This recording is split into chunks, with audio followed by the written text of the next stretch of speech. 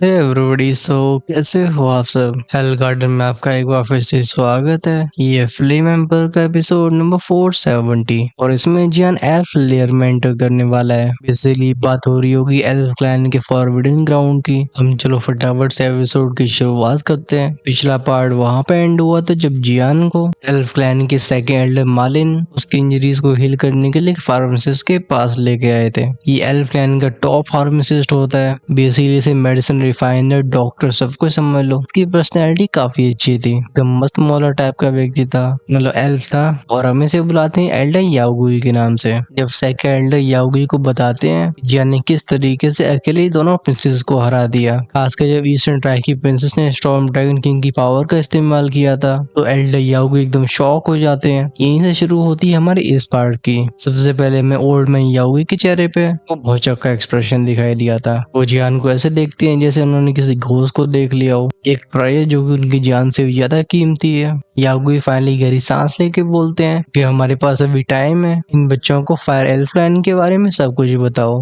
अगले स्टेप के लिए हमें इन दोनों के ऊपर रिलाई करना होगा। ये सुन के सेकंड मालिंग के चेहरे की भी स्मेल वेनिश हो जाती है। इवन उनकी स्टैंड के बाद भी उस इशू के बारे में बात करने पे उनकी आंखों में डर दिखाई दिया था। वो एल्डर याओगुई से बोलते हैं लेकिन उस चीज को इवन मेरी ऐसा फोर्थ लेवल का समसरा एक्सपर्ट भी हैंडल नहीं कर सकता। भले इन दोनों के पास डुअल होली फ्लेम्स हो, लेकिन इनकी स्टैंड कुछ ज्यादा ही कमजोर है। अगर वो अंदर जाते हैं तो मारे जाएंगे। याओगुई ऑब्जेक्ट करते हैं, पहले सब कुछ बताओ। हमारे क्लैन के अवेकेंड पावर हाउसेस में बस तुम्हारे और मेरे पास सबसे हाईएस्ट स्ट्रेंथ है। इन बच्चों की होली फ्लेम की सपोर्ट के साथ हमारे पास मौका होगा, वरना तुम जानते हो कि होने क्या वाला है। अगर वो चीज सफल हो जाती है तो फायर एल्फ होली लैंड के सारे पावर हाउसेस जो कि अब भी सक्लूजन में, उनके साथ इतना कह के वो रुक गए थे। एल्डर मालिन की आंखों में कोल्ड लाइट फ्लैश होती है। आसपास के स्पेस में इनविजिबल रिपल्स बनी थी। फिर वो कांपती आवाज में कहते हैं फाइन। वो जियान और शाओई से बोलते हैं तुम दोनों ध्यान से सुनो। शाओई, तुम पूछ रहे थे कि हमारे फर्स्ट एल्डर इस कॉन्टेस्ट को ओवरसी क्यों नहीं करे, राइट? पहले ऐसा इसलिए क्योंकि हमारा फायर एल्फ क्लैन एक बहुत बड़ी कैटास्ट्रॉफी से गुजर रहा है। पहले ग्रेट वर्ल्ड वॉर के बाद फायर एल्फ क्लैन जिसे गॉडेस याओजी लीड करती थी,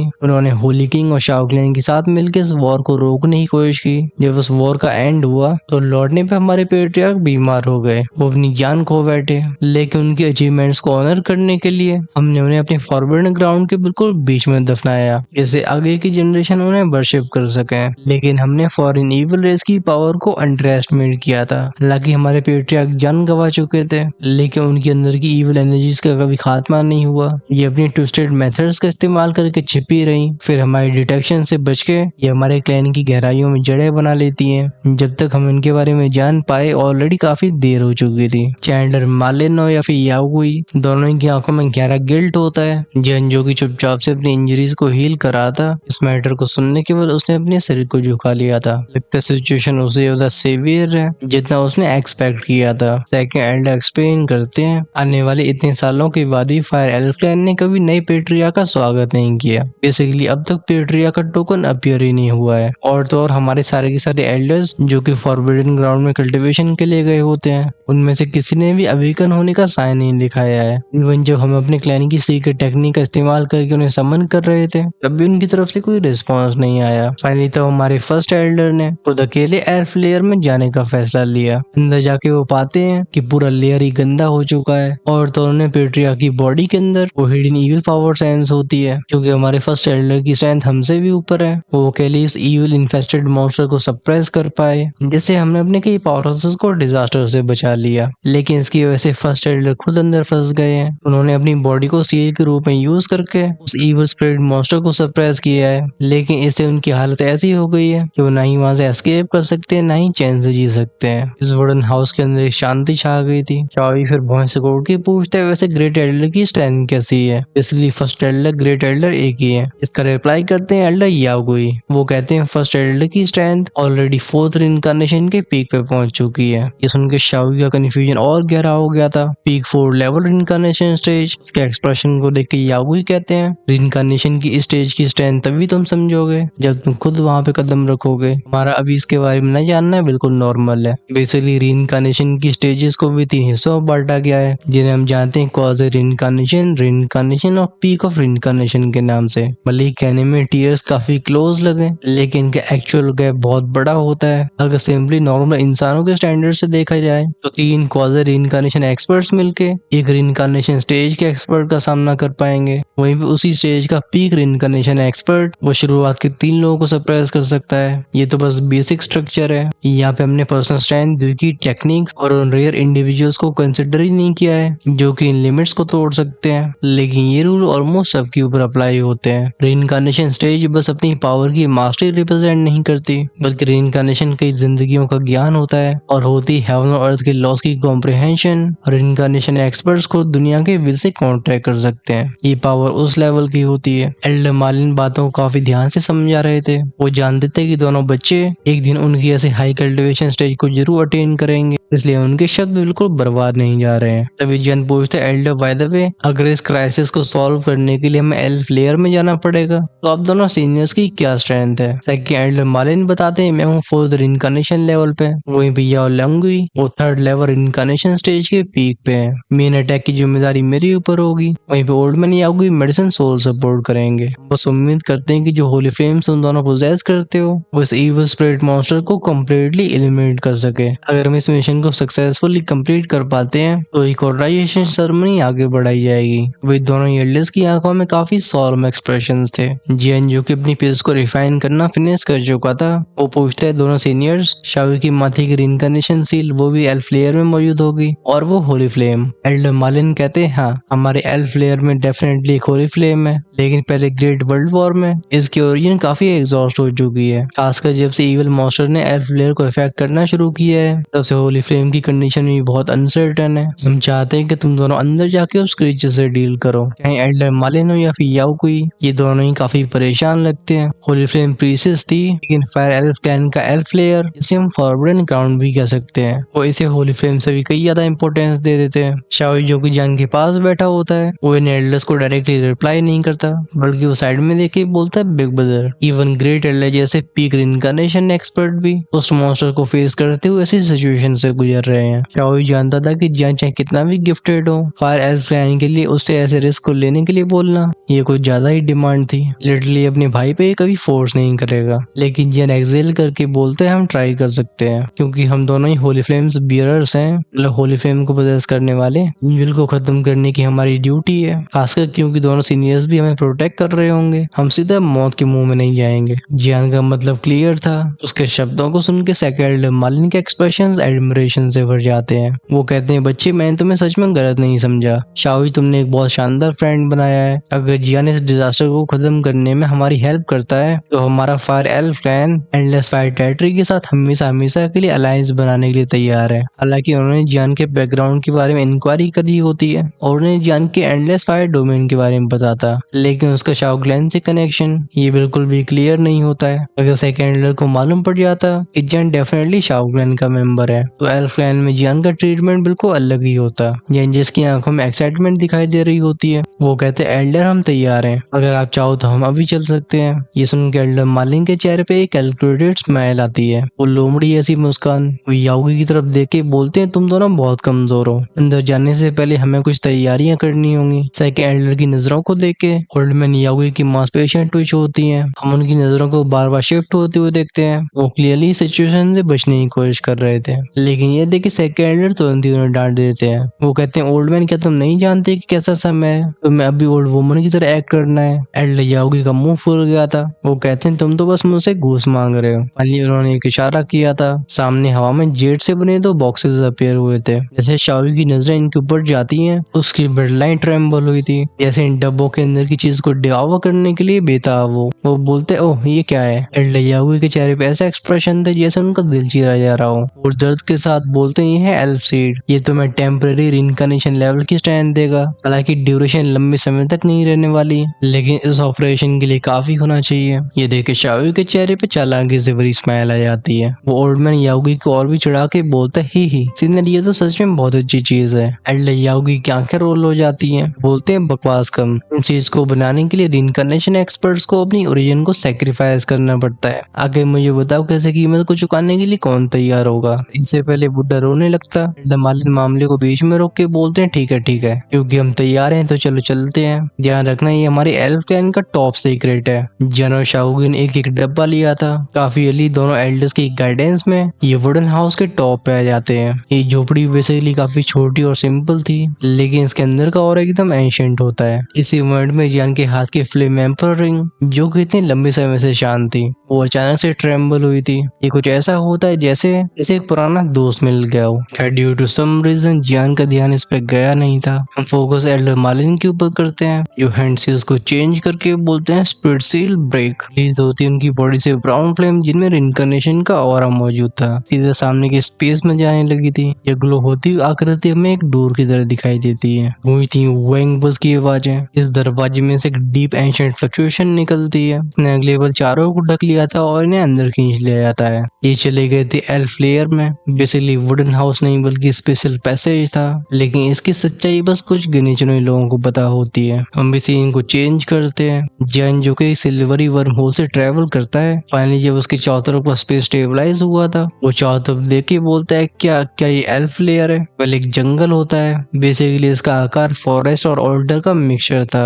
ये पूरा स्ट्रक्चर किसी बड़ी सी चिड़िया का घोंसला लगता है। चारों तरफ फील होती है अजीब सी फॉर्मेशंस। यहाँ का एटमॉस्फेयर एकदम एंशिएंट और से भरा हुआ था। अपने स्पिरिचुअल सेंस को एक्टिवेट करते ही जियान को कई स्ट्रॉन्ग प्रेजेंसेस फील होती हैं। इस नेस्ट में दसियों रिइंकार्नेशन एक्सपर्ट समाये हुए हों। और फाइनली जियान रियलाइज करता है कि आखिर क्यों fire elves great thousand world में ऐसी रेपुटेशन को रखते हैं। लेकिन तभी इसकी सोल परसेप्शन कुछ और डिटेक्ट करती है। इस जंगल के बिल्कुल बीच में एक कोलैप्स केव थी। इस टूटी हुई गुफा में से शावू शावू शावू की आवाजों के साथ कई पावरफुल इविल ऑरे के वेव्स निकलती हैं, जैसे कोई बीच सब कुछ डिवावर करने की कोशिश कर रहा हो। ये नेस्ट यानी कि घोंसला कुछ इंटरवल्स के बाद ग्लो हुआ करता था। इसमें कुछ हल्की हमिंग की आवाजें निकलती थी। ओवरऑल कहा जाए तो सिचुएशन ऑपरेसिव थी। अगर कोई भी रिइंकार्नेशन से नीचे का एक्सपर्ट यहाँ पे एंटर करता है तो बाहर जाना ऑलमोस्ट इम्पॉसिबल होगा। सुनाई देती हमें एल्डर मार्लिन की आवाज। वो कहते हैं हालांकि फर्स्ट एल्डर ने उस इविल मॉन्स्टर को रोक दिया है, लेकिन वो इविल फोर्सेस पहले से इस जगह को इन्फेक्ट कर चुकी हैं। हमारा एल्फ लेयर अभी बस ऐसी जगह बन चुकी है जहाँ पे बस आया जा सकता है। यहाँ से जाने का कोई रास्ता नहीं है, और यही कारण है जिसकी वजह से इस मॉन्स्टर को हमें खत्म करना ही होगा, क्योंकि यहाँ पे रिट्रीट करने वाले वो पावर हाउसेस ये हमारे क्लैन की स्ट्रॉन्गेस्ट फाउंडेशन है। अगर हमारे ग्रेट एल्डर जैसे एक्सपर्ट्स को कुछ भी होता है, पूरा एल्फ क्लैन जड़ों से कोलैप्स हो जाएगा। सुन के जाने भी नोट किया था। यहाँ का प्रेशर ऐसा था जैसे उसके शरीर में घुसने की कोशिश कर रहा हो। एल्डर याओगी कहते हैं कम ऑन आगे चलते हैं, और रिलीज करते हैं अपनी सोल पावर को, जिससे रास्ते में खतरे सेंस करे जा सके।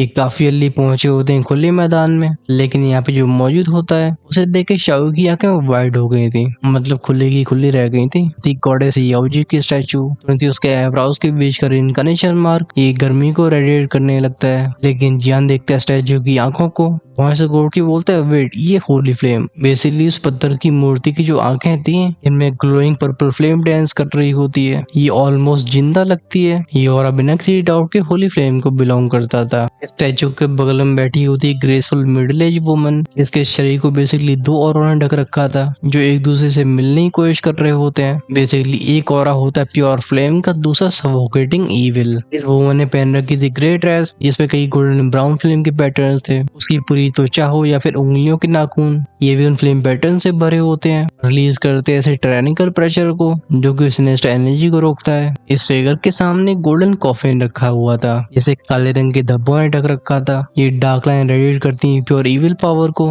इस सीन को देख के सेकंड मार्लिन के एक्सप्रेशन डार्क हो गए थे। वहीं पे जियान कहता है ग्रेट एल्डर, और प्रीवियस पेरिट्रिया का कॉफिन। एल्डर याओगी साय करके बोलते हैं एलिजा। अभी जियान के लिए मैटर थोड़ा सा कंफ्यूजिंग था, जैसा कि हमारे लिए। शाओगी एक्सप्लेन करता है कि हमारे एल्फ क्लैन का नाम ये रॉयल ब्लड लाइन से आया और आया इंसानों के तौर तरीकों से। नेमिंग सिस्टम के दो फॉर्म है, लेकिन इसी पर एल्डर याओगी की आवाज इन्हें बीच में ही रोक देती है। वो कहते हैं पीछे हटो। ये 100 मीटर का एरिया ग्रेट एल्डर की फॉर्मेशन से ढका हुआ है। ये इविल मॉन्स्टर की पावर को लीक होने से बचाता है। तीनों तुरंत अपने कदम पीछे ले लेते हैं। अगर एल्डर याओगी ने याद नहीं दिलाया होता, उनकी एक गलती सब कुछ खराब कर देती। वुश वुश की साउंड के साथ इन सब का ऑरा फैलता है। लेकिन तभी ग्रेट एल्डर, जिसे हम फर्स्ट एल्डर भी कह सकते हैं, फाइनली उसकी एक आंख में से काले रंग का हालो बाहर आया था। वेंग ओम की आवाज गूंजती है। इस पूरे एरिया का प्रेशर 100 गुना मल्टीप्लाई हो जाता है। शाओगी और जान को ऐसा लगता है जैसे इनके कंधों पे पहाड़ रख दिए गए हों। मुंह से सुनाई देती है पफ पफ की आवाजें, खून की उल्टी करते हैं और बॉडी ट्रेम्बल हो जाती है। ये देखिए एल्डर मालिन ने तुरंत ही अपनी हथेली को घुमाया था। दो जेंटल ब्राउन फ्लेम की क्लस्टर दोनों को ढकते हैं। फिर जियान और शाओगी की ब्रीदिंग स्टेबलाइज हो जाती है। दोनों भाई एक दूसरे की आंखों में देखते हैं। उनके एक्सप्रेशंस काफी टेंस थे। फिर पफिंग आवाजों के साथ इनकी बॉडी को पर्पल और एम्बर फ्लेम ने ढक लिया था। वहीं पे हाथ में स्टोन बॉक्स होता है, इनकी ग्रिप उस पर और भी टाइट हो जाती है जिससे वो किसी भी पल से एक्टिवेट कर सके। जन पूछते हैं अब हम क्या करने वाले हैं। एल्डर मालिन धीरे से कहते हैं अब हम इस फॉर्मेशन का इस्तेमाल करके उस इविल स्पिरिट मॉन्स्टर को जगाएंगे, लेकिन इस समय के दौरान हम तुम्हें प्रोटेक्ट नहीं कर सकते। ध्यान रखना शुरुआत में तुम्हें होली फ्लेम का इस्तेमाल नहीं करना है, क्योंकि अगर वो सेंस कर लेता है तो मॉन्स्टर इस लेयर की गहराई में चला जाएगा और तो उसे कैच करना नामुमकिन होगा। लेकिन जैसे हम उसे रिस्ट्रेन करते हैं तो अपनी होली फ्लेम को हमें उधार देना होगा, जैसे हम तैयार कर सकते हैं फाइनल किलिंग स्ट्राइक को। जियान और शाओई ने नोट किया था और कुछ बोलने की जरूरत नहीं थी। एल्डर मालिन और याओकुई इनकी फिगर हवा में राइज होने लगे थे। वो ईवल हवाएं जो कि ठंड को फैलाई हुई थी, हाउएवर इस मोमेंट में ट्रेम्बल होती हैं। टेम्परेचर राइज हुआ था। दोनों एल्डर्स की बॉडी से एंशिएंट और ओवरवेलमिंग फोर्स निकलती है। एल्डर मालिन अपनी हैंडसीज को चेंज करके बोलते हैं याओजी फ्लेम। जुश के साउंड से इरप्ट होती है पर्पल फ्लेम जो एकदम क्रिस्टलाइन फायर जैसी लग रही थी। हालांकि शाओ की रिइंकार्नेशन सील की फ्लेम जितनी पावरफुल नहीं होती, लेकिन इसमें होली फ्लेम की क्लेंजिंग फोर्स मौजूद थी। गूंजती तो एल्डर याओगी की रोर की आवाज भी है। वो कहते हैं सोल फ्लेम। गूंजता एक थ्रम का साउंड। उनके सीने से हल्का सा लाइट का क्लस्टर अपीयर हुआ था जो कि पलक झपकते फ्रीजिंग ब्लू फ्लेम में ट्रांसफॉर्म हो जाता है। एकदम 10,000 साल पुरानी बर्फ जैसी ठंडी होती है। जिस पर ये अपीयर होती चाहे जियानो या फिर शाओई जहाँ खड़े थे वहीं पर जम गए होते हैं। उनके दिल कांपते हैं। कहते हैं क्या टेरिफाइंग प्रेशर है। वो जानते थे कि अगर इस बैटल के कांटेक्ट में जरा से भी आए तो उनके पर कच्चे कैसे उड़ जाएंगे उन्हें मालूम भी नहीं पड़ेगा। इवन फर्स्ट एल्डर जिनका नाम एलिजा था, जो कॉफिन के सामने शांति से बैठी होती हैं, इस ऑरे से वो भी रिएक्ट करती हैं। उनकी पलकों को हिलते हुए देखते हैं। वो एक एंशिएंट क्वीन जैसी लगती हैं जो कि हजारों सालों के बाद अवेकन हो रही हो। लंबे समय से सरप्राइज रहने वाली फ्यूरी अब फाइनली राइज होने वाली थी। एक तरफ स्कॉचिंग पर्पल फ्लेम होती है, दूसरी तरफ सोल ब्लू फ्लेम। ये दो चमकती तूफानों की तरह बूम की आवाज से इस दुनिया को हिलाने लगते हैं। अभी सेकंड एल्डर मालिन और एल्डर याओगुई ये दो जलते हुए खंबे जैसे लग रहे थे। शाओई कहता है क्या पावरफुल स्ट्रेंथ है। वो जियान चुपचाप से एक एंशिएंट ट्री के पीछे छिप गए थे, लेकिन इनकी नजरें दोनों एल्डर से बिल्कुल नहीं हटती हैं। इनके पैरों के पास का वॉइड टेस्ट होता है, हवा बिल्कुल ड्राई होने लगी थी।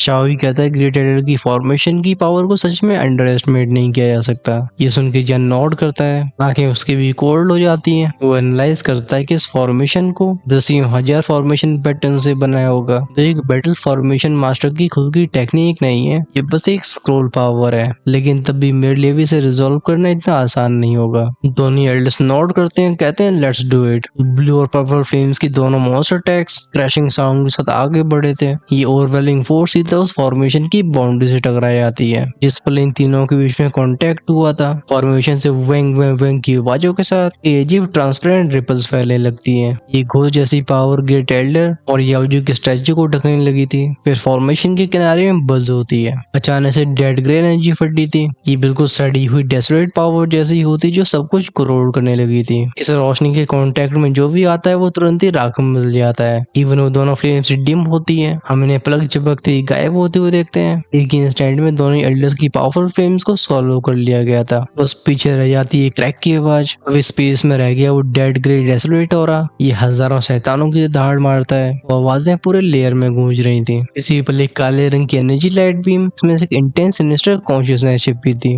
ये फ्राइटनिंग स्पीड के साथ फॉर्मेशन से बाहर निकलने की कोशिश करने लगती है। गूंजती वुश बेंग बेंग की आवाजें। इस पूरे लेयर का स्पेस कांपता है। इस फॉर्मेशन ने सब कुछ सील किया था। वर्ल्ड की गहराई में से आती है विश की दहाड़ों की आवाजें। लगता है इस सिचुएशन को दोनों एल्डर्स ने एक्सपेक्ट नहीं किया था। ये कदम पीछे लेके बोलते हैं डेसोलेट ओरिजिन की पावर। आसमान में वो काले रंग की एनर्जी शैटर होती है। इसी पर जियान की कोर इनिशिएशन कांप जाती है। एल्डर मालिन फुसफुसाते हैं। एक रियल डेसोलेट बीस्ट उस पावर को पोजेस करता है जो कि 3 डिवाइन बीस्ट की बराबरी कर सकती है। की पावर ओरिजिन के रियम तक पहुंच जाती है। वो कहते हैं इम्पॉसिबल। मिशन को देख के उनका शरीर कांप गया था। प्लान के एंशिएंट रिकॉर्ड्स के हिसाब से इस फॉर्मेशन को इतना स्ट्रॉन्ग कभी नहीं होना था। तभी जियान बोलता है फॉर्मेशन की नॉर्मल पावर नहीं है। मोस्ट लाइकली ग्रेट एल्डर ने इसमें डेसोलेट बीस्ट की ओरिजिन का का छोटा सा ट्रेस मिलाया होगा। ये तभी इतनी फियर्स है। ओल्ड मैन याओगी पूछते हैं क्या इस जंगल को गॉडेस याओजी ने छोड़ा था? इस जगह को लेयर बोलो या फिर घोंसला या फिर अंग्रेजी में नेस्ट बोलो, यहाँ जगह जगह पे एंशिएंट बीज की शेडोज दिखाई देती हैं। खासकर वो डेड ग्रे एनर्जी, ये दोनों ही एल्डर्स को अनकंफर्टेबल फील करवाती है। लेकिन यही एनर्जी उस इविल ऑरे को भी रोक रही थी। ऑल्दो वो इविल ऑरे से खुद को जोड़ने की कोशिश करता है, लेकिन वो इसके ऊपर हावी नहीं हो पाता। एल्डर मालिन कहते हैं नहीं, ग्रेट एल्डर ने इस फॉर्मेशन को इविल स्पिरिट मॉन्स्टर को भागने से रोकने के लिए बनाया होगा। जो भी इस फॉर्मेशन के ऊपर अटैक करेगा, चाहे वो दुश्मन हो या फिर दोस्त, इस अटैकर के ऊपर काउंटर करेगी। लेकिन इविल डिजास्टर को खत्म करने के लिए हमें इस फॉर्मेशन को तोड़ना ही होगा। दोनों ही एल्डर्स की बॉडी टेंस हो जाती है, फुल फोर्स का इस्तेमाल करने के लिए तैयार थे। लेकिन इसी पल जियान पेड़ के पीछे से बाहर आता है। वो कहते दोनों सीनियर्स फॉर्मेशन को बस ब्रूट स्ट्रेंथ से तोड़ा नहीं जा सकता, ये सोल फोर्स से अलग होती है, इसलिए आप मुझे ट्राई करने दीजिए। एल्डर मालिन सरप्राइज के साथ बोलते हैं तो फॉर्मेशन मास्टर, लेकिन तुम्हारे फॉर्मेशन पैटर्न्स बस 1 लाख के करीब हैं। वहीं पे एंशिएंट डेजर्ट ओरिजिन फॉर्मेशन, ये कम से कम 2 से 3 लाख फॉर्मेशन लाइंस को रखती होगी। मुझे डर है कि तुम इसका सामना नहीं कर पाओगे। लेकिन तभी उन्हें रोकते हैं एल्डर याओगी। वो कहते हैं डोंट वरी, मुझे इस बच्चे पे भरोसा है। फिर वो जियान से बोलते हैं तुम इस फॉर्मेशन को तोड़ो, बैकलैश को हम संभालेंगे, लेकिन ध्यान रखना है तुम्हें अपनी लिमिट से ज्यादा फोर्स नहीं करना है। फॉर्मेशन की पैटर्न्स की पावर सोल फोर्स जैसी नहीं होती बच्चे, अगर ये तुम्हारे अंदर कोलैप्स हो गई तो तुम्हें कोई नहीं बचा पाएगा। उस डेसरेट पावर के सामने हम भी तुम्हारी हेल्प नहीं कर सकते हैं। स्माइल करके बोलता है ठीक है। उसकी आंखों में एक्साइटमेंट था, आखिरकार जियान को इस लेवल की फॉर्मेशन की खास जरूरत होती है। करता है वो अपनी आंखें बंद, उसके डिवाइन कोर के अंदर की निगोंग पिल एक्टिवेट हुई थी। ये रिलीज करती प्योर मेंटल स्ट्रेंथ को। वातावरण में गूंजती बजिंग आवाजें, ज्ञान की मेंटल स्ट्रेंथ बिल्कुल नदी जैसी होती है। इस पूरी फॉर्मेशन को जगह जगह से ढक लेती है। एल्डर मालिन खुद से बोलते हैं क्या ये सच में कर पाएगा? दोनों एल्डर्स ने अपनी इनकार्नेशन स्ट्रेंथ से इस फॉर्मेशन के बाहर एक और बैरियर बना दिया था, जैसे उस इविल स्पिरिट मॉन्स्टर को भागने से रोका जा सके। लेकिन आंखें टिकी रहती हैं जियान के ऊपर। जब फाइनली उन फॉर्मेशन पैटर्न्स की एनर्जी अपने पीक पे पहुंचती है, जियान की आंखों में डिटर्मिनेशन फ्लैश हुआ था। कदम आगे बढ़ते हैं, एक पफ का साउंड सुनाई दिया था, फिर पूरा लेयर शांत हो जाता है। ऐसा लगता है जैसे समय ही जम गया हो। इस कोल्ड साइलेंस में टेरिफाइंग डेड ग्रे डेसरेट सोर्स ये धीरे धीरे जियान के शरीर में जाने लगा था। ये उसे पूरी तरह से कंट्रोल में लेने की कोशिश कर रहा था। एल्डर याओगी ने भी सोचा नहीं था कि जियान ऐसा कुछ करेगा। उनका चेहरा ट्विस्ट होता है। वो कहते हैं ये डेसरेट पावर को ऑब्जॉर्व कर रहा है, ये लड़का मरना चाहता है। लेकिन जियान परवाह नहीं करता, वो हो करके गहरी सांसों को छोड़ के बोलता है डोंट पैनिक, असली तमाशा अब शुरू होगा। तभी उसके शरीर से एक और एंशिएंट ऑरे की वेव फैलती है। ये रिम रिम रिम की आवाज साथ फैलने वाली फ्लक्चुएशंस इतनी हैवी थी कि इन दोनों पावरफुल एल्डर्स के भी दिल कांप जाते हैं। एट द सेम टाइम पूरा जंगल रॉट करने लगा था, मतलब सड़ने लगा था। चाहे वो पत्तियां हो, टहनियां हो या फिर मिट्टी, चाहे सारे पत्थर क्यों ना हो, सब कुछ डल ग्रे दिखाई देता है, जैसे इसके अंदर से जिंदगी खींच ली गई हो। इसे छुआओ खुद मौत ने। पूरे लेयर को बढ़ने वाला डेड ग्रे हो रहा, जिसकी वजह से हवाएं बहनी बंद हो जाती है। फैलता है एक एरी साइलेंस। इसमें जब सेकंड मालिन जान को स्थिर हवा में फ्लोट करते हुए देखते हैं, वो एडमिरेशन और रिलीफ के साथ बोलते हैं लड़का सच में इनक्रेडिबल है। हाँ, सच था कि इस मोमेंट में जन की बॉडी में डेसरेट पावर का काफी भारी अमाउंट है, लेकिन ये पावर इतनी अजीब होती है कि इसे वो अपनी कल्टिवेशन में इस्तेमाल नहीं कर सकता था। ऑफ कोर्स इस एंशिएंट फॉर्मेशन को कंट्रोल करने के लिए मोर देन इनफ थी। जियान जो कि पहली फॉर्मेशंस के बारे में काफी कुछ जानता था, उसे पता होता है कि एंशिएंट हुआयन फॉर्मेशन टेरिफाइंग है। बट लकीली ग्रेट एल्डर ने फॉर्मेशन स्टोन्स का इस्तेमाल नहीं किया है। उन्होंने बस फॉर्मेशन और डेसरेट ओरिजिन की पावर का इस्तेमाल करके इस एरिया को सील कर दिया है। जिससे जियान जैसे स्किल्ड दो फॉर्मेशन मास्टर के लिए रास्ता रह जाता है। उसकी नजरें इस जगह के बिल्कुल सेंटर में जाती हैं। एक्सप्रेशन सीरियस थे। वो ग्रेट एल्डर एलिजा, जिनकी आंखें हल्की सी फड़फड़ाई थी, वो बिल्कुल साइलेंट होती हैं। ना ही मूव करती गॉडेस याओजी की स्टैचू, और ना ही कॉफिन में कोई हलचल थी। वो बोलता है सीनियर, इस फॉर्मेशन को मैं टेम्परेरी कंट्रोल करके आपकी हेल्प कर सकता हूँ, लेकिन हमें जल्दी खत्म करना होगा। इन तीनों एंटिटीज में से किसी एक का भी सामना करना बहुत डिफिकल्ट था। तीनों की दो बातें ही अलग। वो डार्क क्रोजन से भरा हुआ चिलिंग हो रहा, ये जान को बिल्कुल सही फीलिंग नहीं देता, और लगता है वो सही सोच रहा था। कॉफिन के अंदर एक हम की आवाज आती है। वो आवाज कहती बस एक छोटा सा बच्चा मेरे प्लान्स को खराब करना चाहता है। जी के साउंड से थिक ब्लैक लिक्विड पूरी फॉर्मेशन को ट्रेम्बल कर देता है। वो ईवल और सैलाब की तरह फैलने लगा था। हर दिशा में फैलने वाली डार्कनेस जमीन को गायब करती जा रही थी। और इस अंधकार में चमकता है जियान का शरीर। वो हैंडसीज चेंज करके बोलता है डेसोलेशन। तुरंत ही एंशिएंट फॉर्मेशन बढ़ गई थी। फैलती वो डेड ग्रे डेसोलेट पावर, जो कि इस ब्लैक लिक्विड को भी करोड़ करने लगती है। उस ईवल और में से कई चीखों की आवाजें निकली थी। ये उसको इनका सामना नहीं कर पाता, तुरंत ही कोलैप्स हो जाता है। सेके एंडर मालिन जिनके हाथ को पर्पल फ्लेम ने ढक लिया था और ब्लू फ्लेम के साथ एल्डर याओगुई, ये दोनों कहते इतने सालों के बाद अब इसे खत्म होना होगा। ये आगे बढ़ते हैं गोल्डन कॉफिन की तरफ। इनके कंबाइंड प्रेशर से पूरा आसमान हिल गया था। लगता है उस इविल एंटिटी ने जेन्युइन थ्रेट फील किया होगा, क्योंकि हम अगली पल कॉफिन में से एक शैडोई फिगर को राइज होते हुए देखते हैं। वो अपनी क्रीपी आवाज में कहता है, टिस्क टिस्क, तुम्हें लगता है तुम मुझे रेजिस्ट कर पाओगे? अगर तुम्हारी ग्रेट एल्डर भी यहाँ पे ट्रैप हो गई है तो तुम जूनियर्स के पास मुझे चैलेंज करने की हिम्मत कहाँ से आई? जैसे और भी काला धुआं निकला था जो कि इस फिगर को बढ़ने लगता है। वो डार्क और स्याही की तरह फैला था। उसकी पिच ब्लैक शैडोई बॉडी जिसमें आंखें खून जैसी चमक रही होती हैं, प्रेजेंस सच में वॉलेंट और टायरेनिकल थी। एल्डर याओगुई और मालिन कोल्ड आवाज में कहते हैं, बस एक इविल रेमिनेंट थॉट में डराना चाहता है, और इविल शैडो ने इन दोनों को इग्नोर कर दिया था। इसकी नजरें जियान और शाओई के ऊपर टिकी होती हैं। वो अलर्टनेस जो कि ऑलमोस्ट डर की तरह फील होता है, हम इस पर उन लाल आंखों में उसे अपीयर होते हुए देखते हैं। उन नजरों को सेंस करके जियान कहते हैं, लगता है इसने हमें ऑलरेडी सेंस कर लिया। शाओई और उसके दोनों के रोंगटे खड़े हो गए थे। ये अपनी पूरी ताकत लगा के होली फ्लेम को सप्रेस करते हैं। क्रैक क्रैक की आवाजें दोनों शैटर कर देते हैं अपने बॉक्सेस को। सिर्फ एल्फ सीड की पावर इनके शरीरों में चली गई थी। सुनाई देती है वो थ्रम थ्रम थ्रम की साउंड। उनकी कल्टिवेशन राइज होती है, लेकिन तभी चारों तरफ का प्रेशर सफोकेटिंग था। एल्डर मालिन और याओगुई साथ में कहते हैं, गो। दोनों ने अपनी हेट्रेड और पावर को अनलीश कर दिया होता है। ब्राउन और ब्लू फ्लेम भयानक तरीके से फैलती है। ये पूरे लेयर को ढकने लगती है। गूंजती है शशा की आवाजें। वहीं पे जियान जैसे नई रिइंकार्नेशन लेवल की पावर मिली होती है, वो इस फॉर्मेशन को जैसे जैसे कंट्रोल कर पाता है। वो किसी भी कीमत पर शैडो एंटिटी को बाहर जाने नहीं दे सकता था। फाइनली वो शैडो ध्यान देता है दोनों एल्डर्स के ऊपर। वो ही करके बोलता है, फायर एल्फ क्लैन के 2 एल्डर्स, लेकिन तुम में से 4th रिइंकार्नेशन को बस एक ही टच कर पाया है। मुझे चैलेंज करना चाहते हो? चलो आज मैं तुम दोनों को कंज्यूम करके अपने आप को फ्री करूंगा। इसी इंस्टेंट में जियान शाओई के हाथ को पकड़ता है। वो कहता है, शाओई तैयार रहो। फॉर्मेशन के किनारे पे चला जाता है। पफ की आवाज साथ इग्नाइट होती है एम्बर फ्लेम। उसकी सोल पावर वॉलेटली फैली थी। टेक्निक का नाम होता है होली फ्लेम आइज। ये होली फ्लेम और सोल फोर्स से बनी हुई एक सीक्रेट स्ट्राइक थी। उसके पीछे 2 ब्लेजिंग आंखें खुलती हैं, जिनमें से रोशनी की लाइट बीम्स निकली थी। अचानक से आने वाले इस अटैक को वो इविल एंटिटी काउंटर करती है। वो अपनी पंजे को घुमाती है, गूंजती है क्रैक की आवाज से जियान का अटैक कई हिस्सों में बढ़ जाता है, लेकिन तभी जियान अपनी कलाई को झटका देता है। फाइनली अपीयर होता है एम्बर होली फ्लेम का क्लस्टर। वो शैडोई फिगर जो कि अपने आप को इनविंसिबल समझ रहा था, और इन लड़कों से बस हल्का सा डेंजर फील होता है, लेकिन इस पर उसकी आंखों को शॉक और फियर ढक लेते हैं। एल्डर मालिन और याओगुई बोलते हैं, अब। गूंजती है बूम बूम बूम बूम की आवाजें। इनकी एंडलेस रिइंकार्नेशन पावर इरप्ट होती है, लेकिन वो शैडो भी बहुत चालाक था। वो तुरंत ही रिकवर होके बोलता है, तुम दोनों मूर्ख, तुम अपने आप को मेरे सामने डिलीवर कर रहे हो। उसके ब्लैक ऑरे की इंटेंसिटी अचानक से बढ़ जाती है। ये सिजलिंग साउंड के साथ एम्बर फ्लेम को बुझा देता है। इसकी नजरें गोल्डन कॉफिन और एल्डर्स के बीच में ऐसे शिफ्ट होती हैं जैसे कुछ कैलकुलेट कर रहा हो, लेकिन दोनों एल्डर्स रुकते नहीं है। ब्लू पर्पल फ्लेम्स बिना हेजिटेशन के अपनी प्योरीफाइंग फोर्स को रिलीज करती है।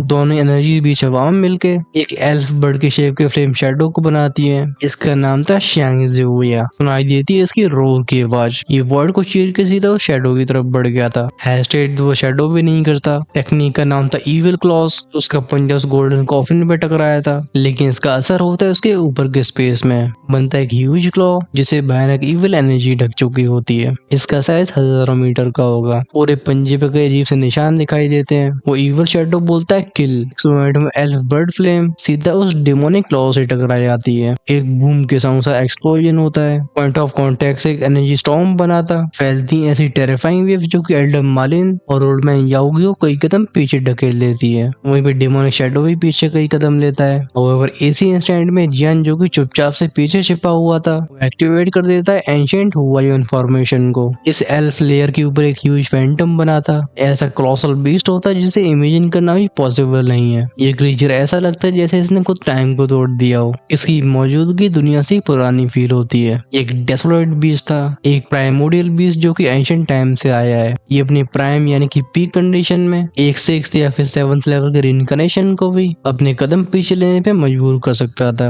लेकिन अभी ये बस उसकी रेमिनेंट स्पिरिट बॉडी होती है। और सवाल ये कि एग्जैक्टली होगी कितनी इफेक्टिव, क्योंकि बैटल आ रही हुई है। तो चलो हम इस क्वेश्चन के आंसर को ढूंढेंगे नेक्स्ट पार्ट में, जिसमें हमें पूरे गेम को बदलने का रास्ता मिलेगा। अगर कोई गेस करना चाहता है तो डेफिनेटली कमेंट सेक्शन में करे। वहीं पर जैसे नेक्स्ट पार्ट का इंतजार नहीं हो रहा है, वो ज्वाइन कर सकता है चैनल की मेंबरशिप को, जो कि अब भी ओपन है। प्रीमियम कम्युनिटी का हिस्सा बन के आपको प्रेफरेंस के साथ साथ अर्ली एक्सेस एपिसोड्स को भी एंजॉय करने का मौका मिलेगा। वहीं पे जो हमेशा से 2 से 3 पार्ट्स आगे रहना चाहते हैं, वो अपने लेवल्स को अपग्रेड कर सकते हैं इमोर्टल एम्पर या उससे ऊपर। ज्वाइन का ऑप्शन चैनल के होम पेज सब्सक्राइब की साइड में मिलेगा। I think you should definitely check that out, but before you do that video को लाइक करना बिल्कुल मत भूलना। चलो हम नेक्स्ट एपिसोड में मिलते हैं।